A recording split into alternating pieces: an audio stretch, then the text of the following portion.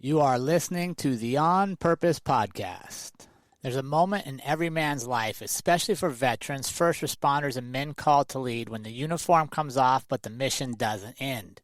Too many try to navigate that transition alone without structure, accountability, or brotherhood. That's why I'm proud to partner with Mission's Purpose, a community built for men who refuse to drift. Inside the school platform, you get live calls, challenges, frameworks, and disciplined brotherhood that pushes you to rebuild purpose, direction, and daily structure. If you're ready for the next chapter of your mission, click the link in the show notes to join us inside the Mission's Purpose community on school. You were never meant to walk this road alone. If you're a business owner who feels like you're doing everything yourself, this is for you. Our friend Dr. Elise Rigney, who we trust and have learned from personally over the years, put together a free 25-minute training on how she runs multiple businesses with a virtual team that works even while she sleeps. It's the exact 3-step framework she's used to stop being the highest paid administrative assistant in her own company and actually step into the CEO role. If you're tired of juggling emails, scheduling, customer service, and a little tasks that drain your energy, this training will show you how to build a team that handles it for you. It's free, it's practical, and it's waiting for you.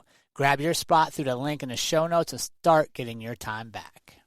What's up, everybody? Welcome to this week's edition of the On Purpose podcast, where you know it's our mission to show up each and every week to get you moving, get you thinking, get you questioning your life and the lives around you and challenging the status quo. And this week, I'm super excited to be joined by Jenny Chan, the co-founder of Pacific Atrocities Education.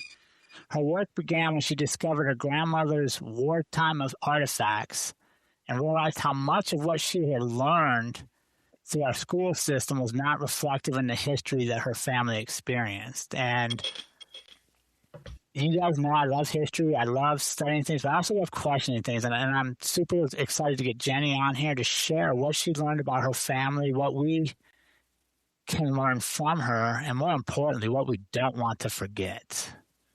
So, Jenny, welcome to the On Purpose podcast, my friend. How are you today? I'm doing well. Thank you so much for having me. It's a privilege to be here and to get to share your story. And I want to start by thanking you for choosing to share your story and not to let it remain silent, but be in public with it so we can all learn from it.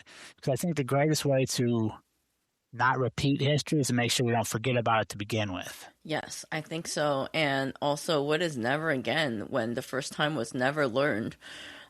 So yeah, and it's interesting that like when I was in school and we were learning about World War II, we just really learned about like 90% Hitler, and then we watched a movie about Pearl Harbor. And I didn't even realize that Pearl Harbor and the occupation of Hong Kong were actually the same war, really. And and so that's what got me interested in like learning more about World War II in like Asia and whatnot.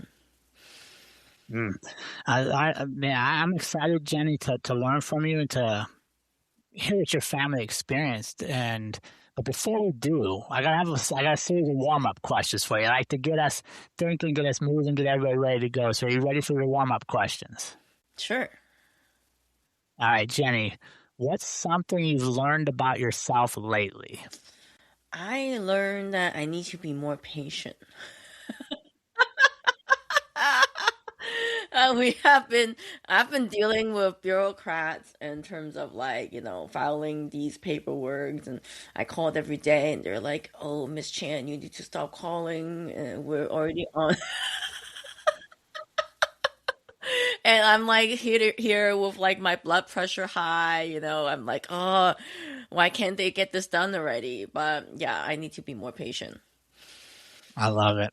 What's a small habit or ritual that's been giving you energy lately?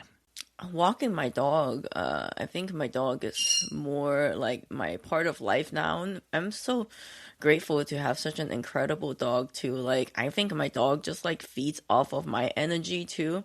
Like, if I'm feeling sad, I can see his face. He's kind of like sad. If I'm like feeling I was like just kind of under this like really fog of sickness, and he would just like lay next to me like while I'm in bed. He's like laying on the floor. I'm just and like believe it or not, I found like a purebred German Shepherd on the side of the road, and that's what I have. And it's so incredible to have like such a. I feel like my dog is an empath. It's so good to have such a, you know, I feel very blessed to have such a incredible, well behaved dog. Yeah, that's good. And you rescued him? You found him, huh? Yeah, he was dying from parvo.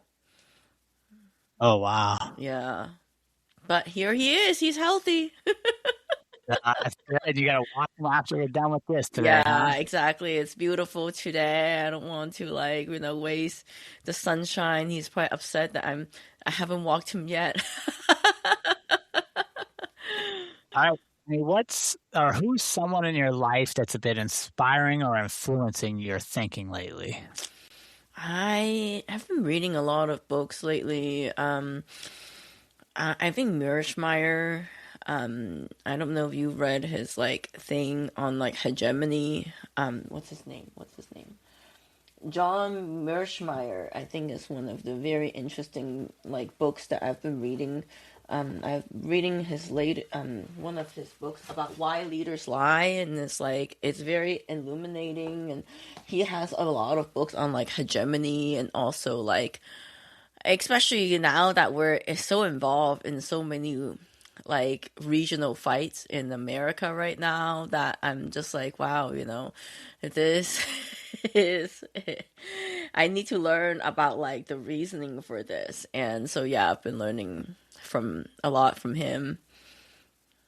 What's been one of the things you've learned or takeaways that you're like, oh, I hadn't thought of that? Yeah, that leaders are always going to lie to their people. It's you think that it's going to be a foreign leader who lied to you, but it's actually like 9 out of 10 times that the domestic leader is more likely to lie to its own people than a foreign leader is lying to other people. Really? What's he saying the reason for that is? So because like for example, in the democracy, you really need your people's support to, for example, go into a war. So, and also like if you're campaigning and you're saying like, oh, we're going to have a war with certain country, then people are not going to vote for you. So you have to promise people low prices, peaceful time, blah blah blah, in order to get elected. Then you just kind of do whatever you want. Yeah, that makes sense. Unfortunately, we fall for it all the time, huh? Yeah, exactly. We just fall for it all the time. And we were promised cheap gas. Now gas is like, you live in an RV, so you can really feel the gas prices, right? Yeah, that's why I don't come to California. You guys' gas is crazy. Yeah, I know. I just passed by a gas station yesterday. It was like $6.49. No, yeah, well, I mean, so we're in Arizona right now. It's still expensive, but yeah, you just don't travel as much. You just slow down. How much is it now in Arizona? Diesel is like $5.20 a gallon. Yeah, not what you guys are paying. Oh yeah, we're paying a lot more, I think. At least $1 is $1. Yeah, gotta slow down, I think. Yeah. All right, Jane, one last warm-up question for you. When you think about the season you're in this phase of stage of your life, what word or phrase best describes it? The phase of my life, I think it's somewhat more transitional. I think, but I think every phase of life is very transitional. Like you change a little bit. I mean, I'm like, you live in an RV, so you get that, you go to a different pace, or like go through a bit different like thing. And I feel like because our nonprofit is so small, that we're always doing kind of different things and trying out different ways of like doing things. And so then I feel like, we're always transitioning, but in a way, we're transitioning and growing at the same time. Yeah. Yeah, no, I think you're right. I think that's true. Life is always about transitioning. I mean, it really never stays the same. Yeah, I mean, think about it, right? Like right now, I almost feel like the whole country is transitioning. Maybe when I just look at the gas price, I feel like, wow, it's so crazy. I mean, and it's just like, we just don't know what's gonna happen tomorrow. And yeah, it's definitely a little bit of a sense of uncertainty. Yeah.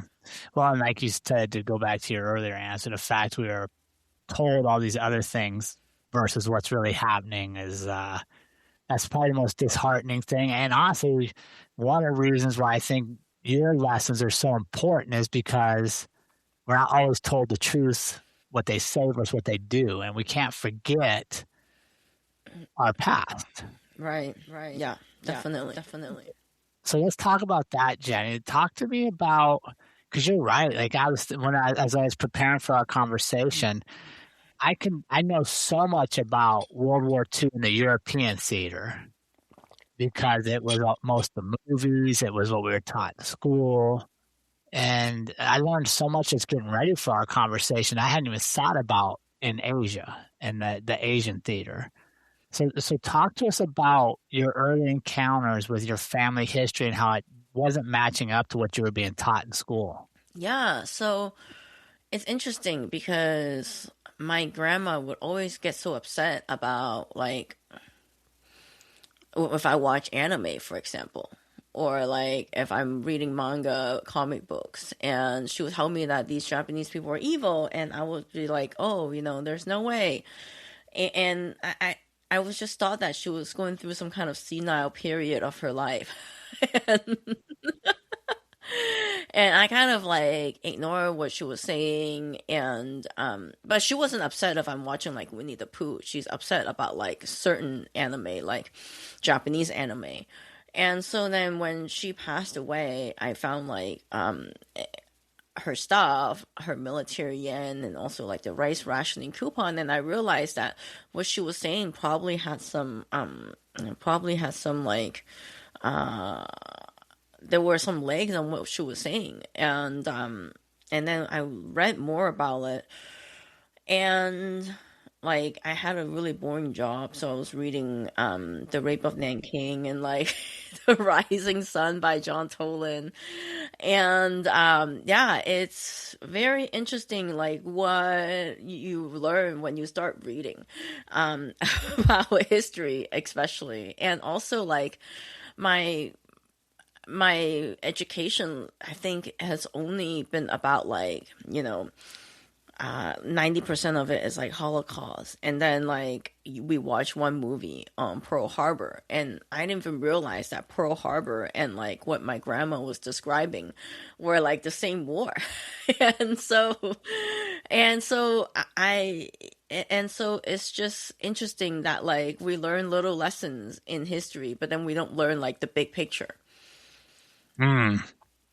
What was your grandma specifically telling you about? Or what were the artifacts did she have for you?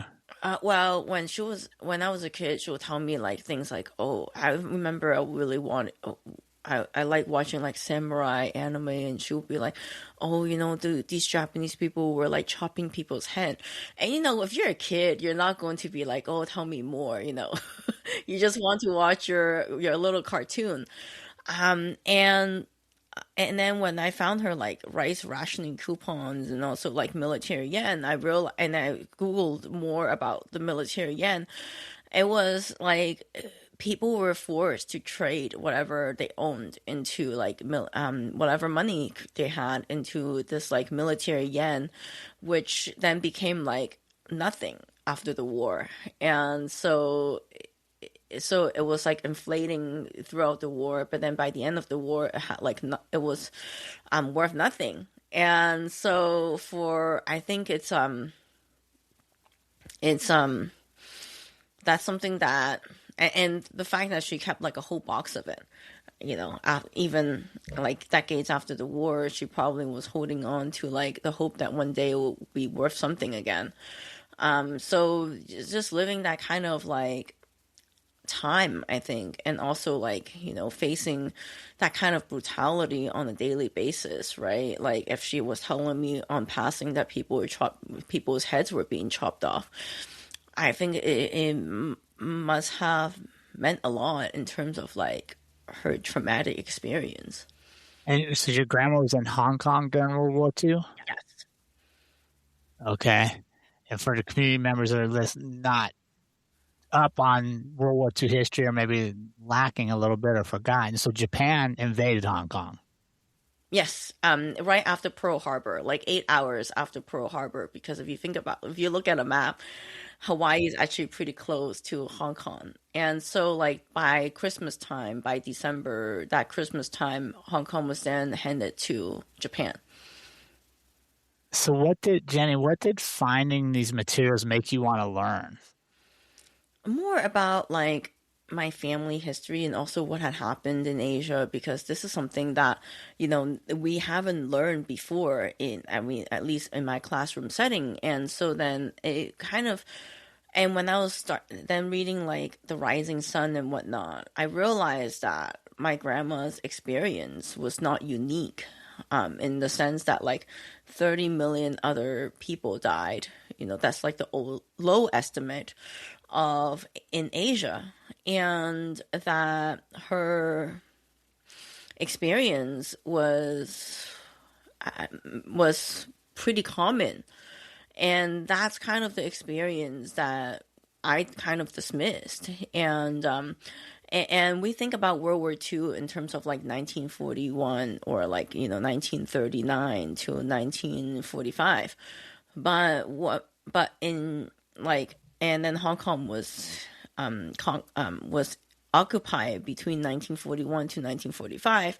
But before that, like even 10 years before Pearl Harbor, if we just swing it back a little bit, there was also the Manchuria, that was occupied by Japan 1931 until 1945.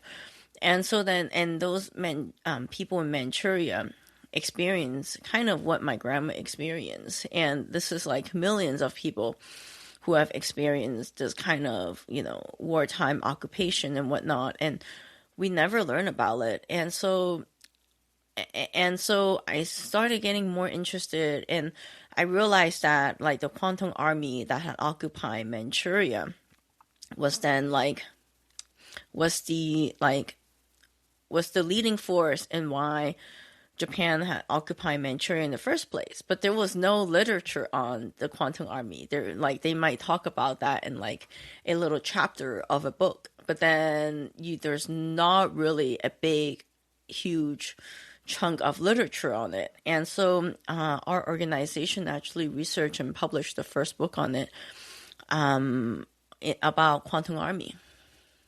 Really? And what did you learn in your research for that?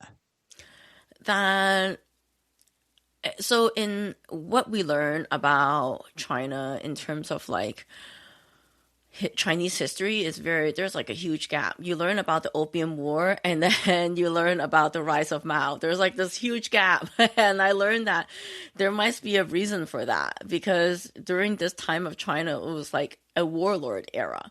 Basically, every warlord that controlled different parts of China were then funded by foreign governments, and then the foreign governments were trying to basically take control of different parts of China, or like back different warlords into taking this piece of land. And because it's big enough that they believe that they can slice it into melon. And what I learned is that it's actually very similar if you think about it, like the Middle East. It's almost like warlord era in China if you think about it. And it's very interesting to think about, because we need to learn from history to know about what's happening today. Yeah, I think we also got to question what we're being told. Yes. Right? Not just learn it and accept the facts someone tells you is the facts as they are, but understand those are interpreted facts by one side. Yes. And I think that, like, for example, I was researching about Unit 731, which was like this biological weapons program. And everyone knows about Auschwitz, right? Like we all know about Joseph Mengele, but then we never learned about Unit 731. And I realized that there's a reason for it. It's because like after the war, the scientists had made like kind of an immunity deal with the American government, and they basically got payout, and they were never really prosecuted. So that's why like there's like victor's justice, and then there's also this kind of justice where they trade for their own. So even though that Japan didn't win, a lot of their people were able to trade for immunity deal with the victor. So talk to me, what was Unit 731? What was that? Yeah, Unit 731 was basically a biological weapons program that was happening in Japan occupied Manchuria, and they were doing biological research basically on humans. And so they would capture like Chinese, Russians, because Manchuria is so close to Russia, and like Koreans, and then they would do like vivisection on them. Vivisection is like doing human experimentation without anesthesia, because they believe that if you use anesthesia, it will dumb down the germs. And so then they were doing research on like, pressure chamber to see how to develop airplanes so then the pilots can survive, certain kind of maneuvers in terms of G-force. They were also like tying victims to stakes and then like just basically on the ground, the anti-testing ground, to see how to develop these like ceramic flea bombs. And so then they were like breeding rats so then they can have fleas, and then the fleas would get like plague, and then they would put it in these ceramic flea bombs. And at one point they were like incentivizing people to like raise rats so then they can breed more fleas. And then they also, do testing on like syphilis. They would force like a pregnant woman to, they would force like a captured human experimentation kind of person, and then they would like put syphilis in him, infect him with syphilis basically, and then like force him to rape a pregnant woman to see if the syphilis would pass. And then they were also like testing anthrax and like glanders and the plague, and it was that kind of experimentation that was happening in World War II in Asia. And the Japanese were doing that? Yeah, the Japanese were doing that.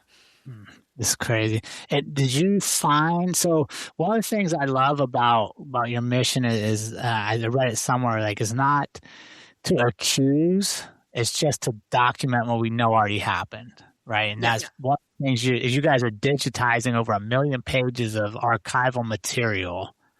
So like this stuff you're talking about, you're finding documentation for that, and you're helping preserve it so that people can study it in the future. Yes. What's that emotionally? What's that been like for you, Jenny, to find stuff? That's a good question. And man, these are human beings that you're treating like science experiments. Like, what has that been like for you to sit and weigh and ponder? Especially with, knowing that like my grandma was talking about this, but I didn't know. Yeah, I think for me, it comes up with a lot of like ethics and also like science advancement questions, in terms of like we live in like this day and age where we're going to, we talk about science a lot. We talk about science advancement a lot. We talk about how science is going to advance our society. But then we don't talk about like how science without ethics can go.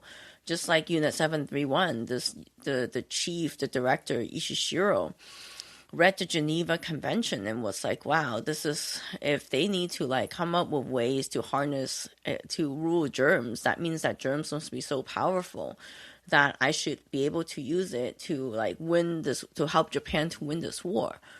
And so it kind of is like, it then emotionally, I'm wondering like how far can human beings go in terms of like winning, and what does it mean to even win, when you have to go through all this kind of cover up, and also there's so much sacrifice in this like so-called winning.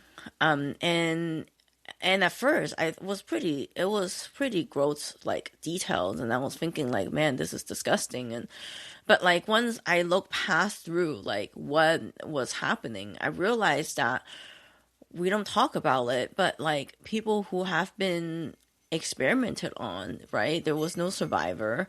And so we need to talk about that more, so then things like that don't happen to other people again.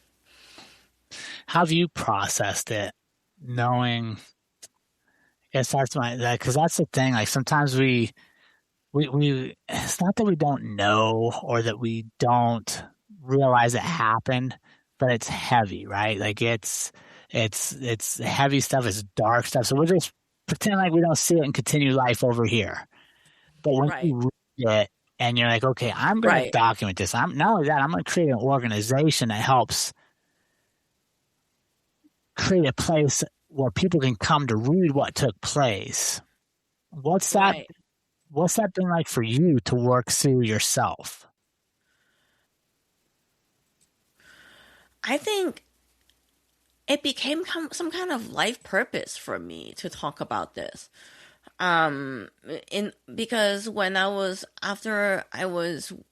working at this really boring job, and that's how I started like reading these history books. And then I'm like, wow, why is there? And then I was trying to look for a job that would like, maybe I can become an analyst or something at like an organization that talks about this. But then like there was no organization that talked about it, and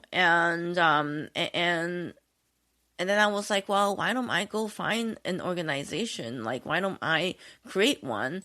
So then we can continue talking about this. Like, so it's not just like, in a few books that no one read in the last, 5 years or whatever. We can continue and have this kind of dialogue and like talk about, this part of history, that these hidden atrocities that really no one talk about, and make sure that history doesn't repeat. Yeah, so that's such a big thing, man. And that's one of the things that scares me a lot of times is we're quick to forget where we've been because we're trying to get to where we're going so fast and we make the same mistakes over and over. Yeah. And it's also interesting too, because if you think about it, right, nowadays people are talking about AI this and AI that, and in a way it kind of reminds me of like, Unit 731. And also at that time everyone was talking about like biological weapon and like, biological research this, biological research that, because Ishishiro, the director of Unit 731, was able to raise so much money that it became this kind of like obsession for all these scientists who were going through school and who were learning like what had happened, how Ishishiro raised so much money. It almost reminds me of this like AI race that we have today. How like technocrats can then, raise and to get to wherever they want to go to make money, and then to not hear about what happened to humanity in the future. Mm. I think that's such a good point, Jenny, right? Like, because we don't forget our past, because we can learn what happened in the Pacific, doesn't mean that knowledge only helps us to avoid doing the exact same thing in the future. Yeah. It literally can draw parallels. So like, wait, I saw traits, I saw human behaviors towards each other in the Pacific here. I'm seeing that again now with the AI revolution, right? You start to see patterns in how we take advantage of each other and how groups can be marginalized or victimized. Yes. And I think Yes. that's more important. That's the reason we don't want to forget where we've been. Exactly. And I also find it so interesting that like the immunity deal, because like I understand, if you just kind of brush over it and whatnot. But then, like, the immunity deal was what bugged me the most about this research, because, like, they sent, like, multiple scientists to go look at what Japan was doing over the war. And at the end of the day, like, these scientists, like Norbert Fell, from like Fort Detrick, was then like, oh, what they were doing is like not something that we cannot do in peacetime US. And so let's just buy this from, formerly our enemy, even though that they crossed a moral line. And the moral line was obviously drawn for a reason, right? But because the research already existed, then they just buy it. I struggle with that thought a lot. What do you think? Like, if that research is already there, should someone just go and purchase it and then use it for their own institute and whatnot? Yeah, no, I mean, it's crazy, right? Because you got Huntsville, Alabama, where they basically brought the Nazi scientists over as well to take advantage of their knowledge and the expertise they had while ignoring the ties they had to what they had done over there. Yeah, I don't know. I think, Jenny, it's interesting, right? Because we want to think like that could never happen today because we would stand up for ourselves and we wouldn't let other people be treated like that. But then I always go, would we? Would you really? I Because I don't see know. things happen, and then I'm like, are we standing up for things? Or are we just being like, oh, it's just what politicians do? Yeah, I don't think we're standing up. And like, even with, with so much of social media, for example, I Mhm. feel like it gets led to like a wrong direction, even, right? Like, Israel's doing whatever to Gaza, and then now we're pointing our thing at like targeting like kind of the Jewish population. And I was just saying that, like, if I telling my friend that if I was Jewish and I go on social media today, I would like I'll be like, oh my gosh, what should we're not able to stop a government's like action, but then we point it at, like, we cast blame on like a wider population. Does that make sense? And so I Sure. feel like we like scapegoat a population, but then we're not able to stop our government. And it's interesting because, like, sure, we can criticize our government and whatnot, but what good does it do at the end of the day? Well, that's a good question. It does nothing if we keep voting them in. Well, but then If it we, doesn't sound like even voting them is going to like be any different now, because different lobbies and different interest yeah. groups are going to buy both sides. They're going to hedge their bets. And so, I think at this point we can just learn from history, but then, like, after we learn from history, what is the next part, right? Like, can we influence our government in any certain way? Like, how can that even be applied for? And now I'm at this phase where I'm just like, let me just focus on my family and like do my research and Yeah. and focus on the good in life. it's just Well, yeah.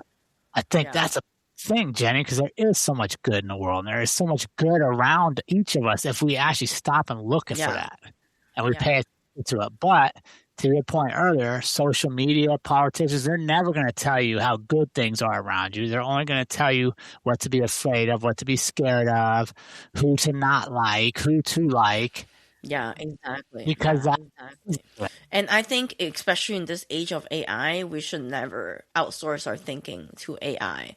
I think, I think we need to really read and think for ourselves and like analyze. so. Yeah, let me ask you that. I think that's a great point for sure. Let me ask you. So, how do you, like? I guess how do we? How is your approach in gathering these documents and the evidence of what took place? What are you hoping the younger generations get from that? Yes. So that's a great question. We have had, like, last year, we've had like high school students reach out to us about enrolling in National History Day for about Unit 731. And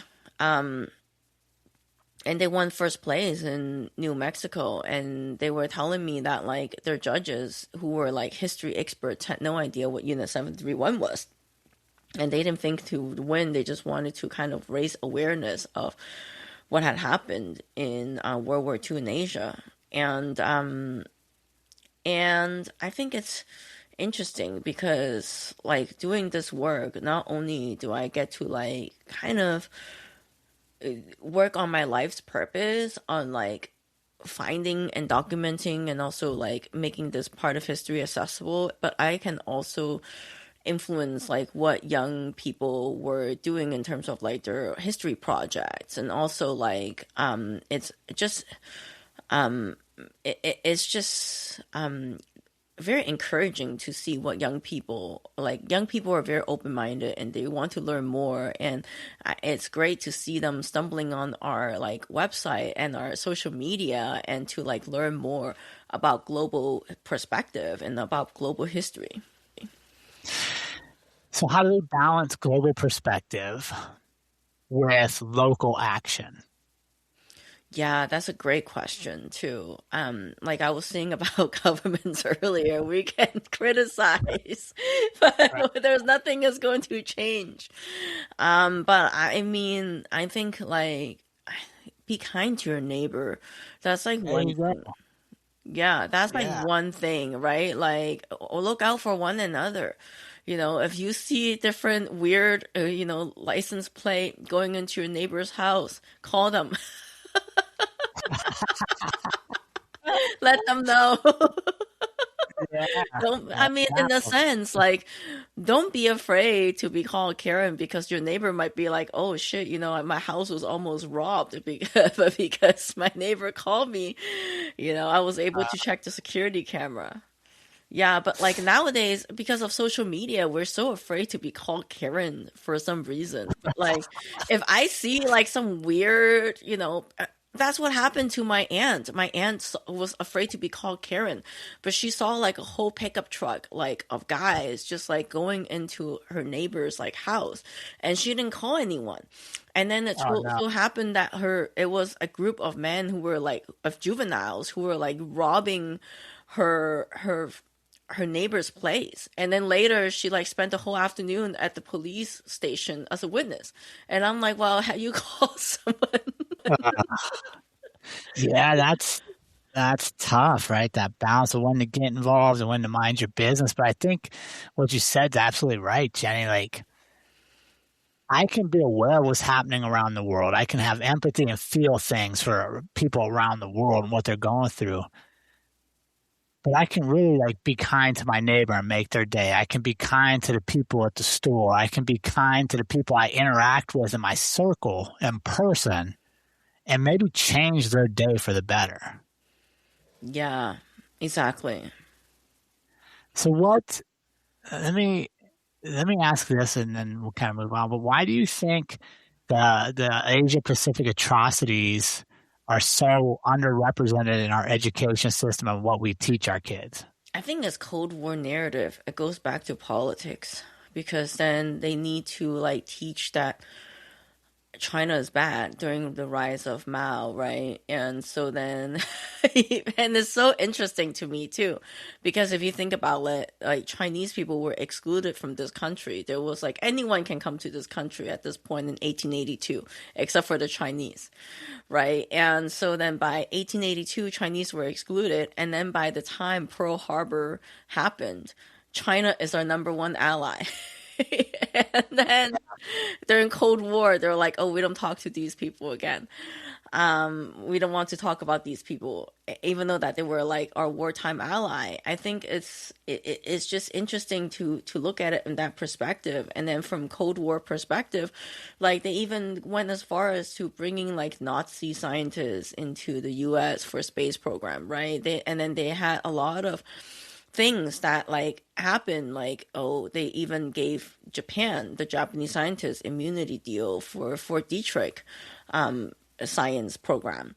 And so then it kind of is like this this continuation of like this narrative change. And like to your point earlier, like you need to be careful of what is being fed to us in narratives.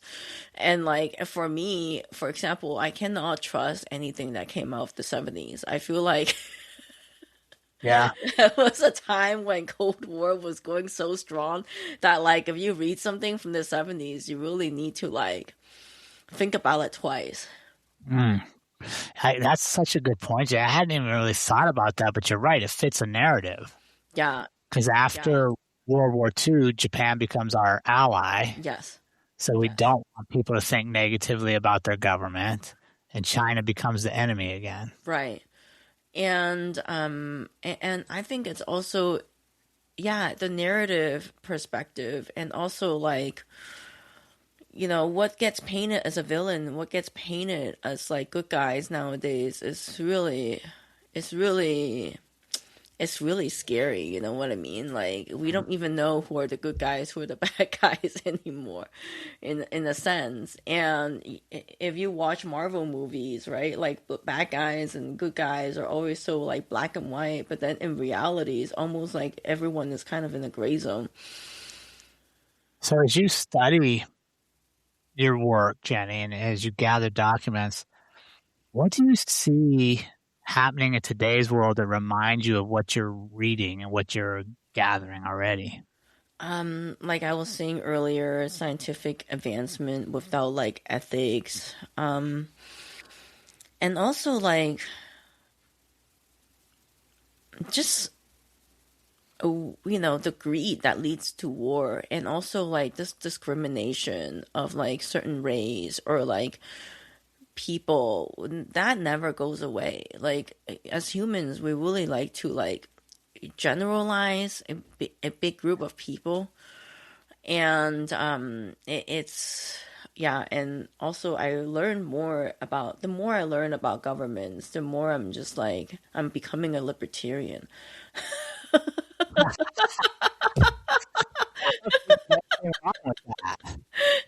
It's just like, okay, so like in 1931, like the OSS already knew that they were doing human experimentation and whatnot, and they never did anything, right? And it's also interesting, like that, like our government knows so much, but then they don't tell us anything. Like in a way that almost reminds me of Epstein. Like our government already knew, but then they would redact it and keep it from us. It's just crazy. So what is it? So your biggest race right now, as I read some of your stuff, is just trying to preserve documents before they deteriorate and they're no longer effective to read or to Yeah. house. So where are you coming across these documents, and how do people, if they have stuff like this that would be of interest to your organization, how do they get it to you? I actually go to the National Archives and scan a lot of those documents. There are primary sources, and a lot of the pages are very flicky because what we use in World War II are kind of like flicky compound paper. Like they just use whatever that they can find and make it into paper. Versus like even Civil War is more like cotton mixed paper. And so even Civil War material is in better shape than than like things that we were scanning from World War II, and I find that very interesting. And so that was like our race to preserve a lot of these paper. And like I was talking to the National Archives, and because they have no funding, we send trillions and trillions to wars, but we have no funding to even preserve primary source documents, which then led to us like really fanatically scanning like a million pages. And when you go to like the National Archive, it's not like they put everything so neatly, like, hey, I just give you a topic and you go grab whatever. For me, it's like it's always such a struggle. They like you can be trying to find something about POW, and then it could be either in the OSS file or like in whatever file. And like I was so naive the first time I went to the National Archives. I thought it will take me 2 weeks and then I can like already, walk out with a USB drive. And then they're like, no, that's not how we work. You need to buy a camera. You need to buy this kind of camera, and then you need to like scan it.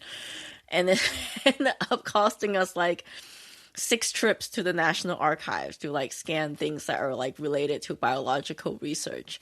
And then I started putting in FOIA requests for Dietrich documents, and those are also like very frustrating because like 80% would get rejected, and like they would just be like, "Oh, this is still sensitive information." I'm like, "How can it be still so sensitive? It's like from the 1950s." And so yeah, it's just what like earlier what I said. I'm starting to become more of a libertarian, just from just from dealing with bureaucrats. Yeah.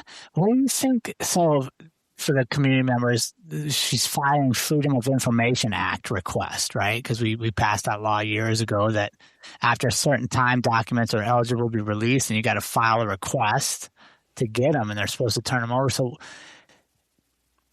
Sometimes it that's takes 2 to 3 years for them to scan through and to see if there's sensitive information. from the 40s and 50s. That stuff's 80 years old now. Yeah, and so even from that, you cannot get information from like 80 and whatever years ago. So what can you, I mean, think about it. It's kind of it's kind of difficult dealing with government, I had to say the least. So, Jenny, what do you hope future generations learn from the work you guys are doing? Um, I hope that they learn from like all sides of humanity. I mean, the good and the bad, and also like what had happened in Asia during World War II, because we never talk about it. And also learn about like who's crafting the narrative, what kind of political incentive is being done to craft this kind of narrative for people.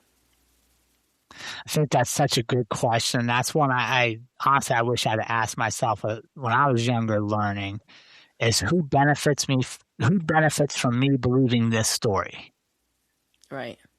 right? Like everybody that tells you a story, there's a benefit to them if you believe that story. Exactly. Yeah, and then And like yeah, you need to really think about it because you can't trust. Like I was reading recently about Operation Mockingbird. All these like news organizations are called entertainment because they actually don't push any real stories. They push right, this narrative and this bot, and like CIA did a lot of terrible things in like the 60s and the 70s and even the 50s, and they don't talk about that in the news because CIA was sponsoring the news. right. What was Operation Mockingbird? Basically, to have the media fit the narrative of the government, what the government wants people to believe. Yeah, yeah. That's a And if you whole read nother. more into it, it's crazy. Like it's absolutely. I'm like, wow, I can't even turn on my news stories anymore because I'm like, I don't know if these people are bought and paid for. And that's why I listen to like podcasts like yours, because I'm not sure if you're actually paid for by CIA. I hope not. If I am, they need to pay me more, man. I need more. We need to go a contract. Well, Jenny, we appreciate. Let me ask you this as we get ready to wrap up, so you can get your dog for a walk. I don't want him getting too mad at you. When we think about the legacy of your work, what's most important to you?